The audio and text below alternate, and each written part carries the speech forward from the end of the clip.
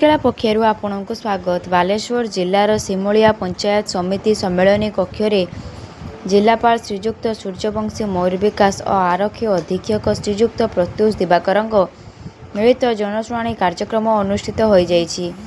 सिमुलिया पंचायत समिति अधीनस्थ विभिन्न ग्राम पंचायत 111 जन अभियोगकारी निजर अभियोग फर्द उपस्थापन करथिले। सेतिमध्यरु 109 गोटी व्यक्तिगत अभियोग संपर्कित थिला बेले 2 गोटी मुख्यमंत्री सहायता पांठि निमंते आवेदन करथिले।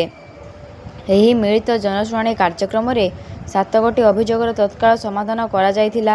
एही कार्यक्रम रे बालेश्वर जिलापाल श्रीजुक्त सूर्यवंशी मयूर विकास, आरक्षी अधीक्षक बालेश्वर श्रीजुक्त प्रत्युष दिवाकर, उपजिलापाल बालेश्वर श्रीजुक्त शिव मालव्य, कार्यनिर्वाही अधिकारी जिला परिषद श्रीजुक्त संजय कुमार राउत, मुख्य जिला चिकित्सा अधिकारी डॉक्टर प्रभात कुमार बेहेरा समेत जिलार विभिन्न विभागीय पदाधिकारी उपस्थित थिले।